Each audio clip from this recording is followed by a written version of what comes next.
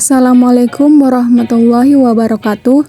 Perkenalkan, nama saya Nela Nur Hajijah dengan NIM 23821200134 dari kelas 3D Ekonomi Syariah, Fakultas Ekonomi dan Bisnis Islam. Dosen pengampu Pak Ahmad Otong Bustami LCMAG di mata kuliah Ushul Fiqih Qawaid Fiqhiyah. Di sini saya akan menyampaikan materi tentang maqasid syariah dan tingkatannya. Maqasid syariah. Pengertian maqasid syariah berasal dari kata maqasid yang berarti tujuan dan syariah yang berarti hukum Allah dan Rasul-Nya. Ini adalah tujuan dari hukum Islam untuk kebaikan umat manusia di dunia dan akhirat, mencakup keadilan, rahmat, maslahat, dan hikmah. Dasar hukum maqasid syariah hukum Islam tidak hanya berdiri dari perintah dan larangan, tetapi juga tujuan dan fundamental.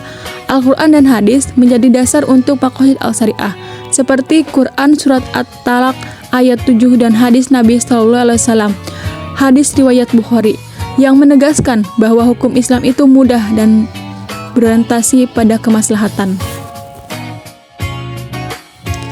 Manfaat dan tujuan maqasid syariat.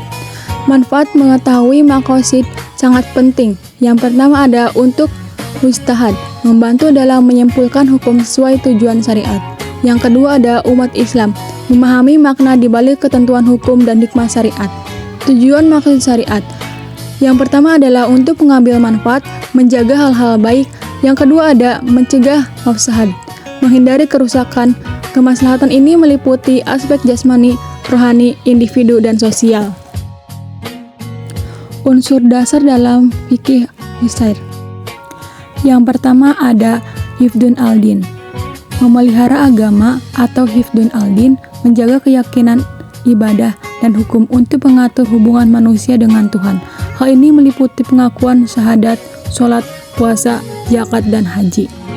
Yang kedua ada hifdun al-nafs, memelihara jiwa atau hifdun al-nafs, melindungi kehidupan manusia, menjaga moral dan keturunan agar tetap baik dan sesuai ajaran Islam. Yang ketiga ada hifdun al-aqal, memelihara akal atau hifdun al-aqal, menjaga akal dari segala yang merusaknya agar akal dapat digunakan untuk memperoleh ilmu dan kebijaksanaan. Yang keempat ada hifdun al-nasab, memelihara keturunan atau hifdun al-nasab, menjaga keberlangsungan keturunan dan nama baik keluarga dengan cara mengharamkan zina dan menghancurkan pernikahan.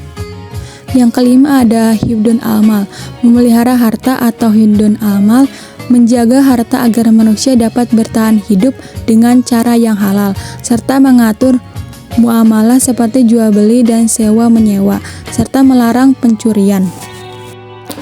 Kelima unsur ini dijaga agar dapat mencapai kesejahteraan di dunia dan akhirat. Tingkatan-tingkatan dalam maqasid syariah. Yang pertama ada daruriyat. Daruriyat tingkatan ini merupakan fondasi utama dalam mewujudkan kesejahteraan manusia baik di dunia maupun di akhirat.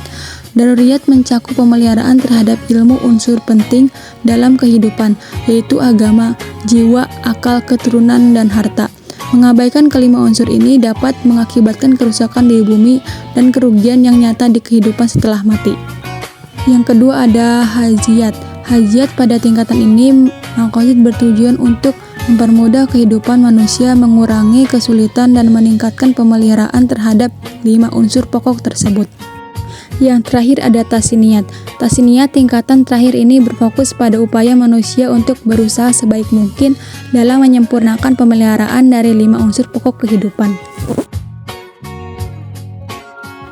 Jadi kesimpulan dari materi yang sudah saya sampaikan yaitu maqasid syariah berarti tujuan hukum Islam untuk kebaikan manusia di dunia dan akhirat, mencakup keadilan, rahmat, maslahat, dan hikmah.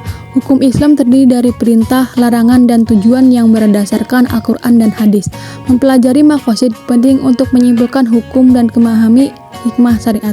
Tujuannya untuk menciptakan kemaslahatan dengan mengambil manfaat dan mencegah kerusakan, baik jasmani, rohani, individu, maupun sosial.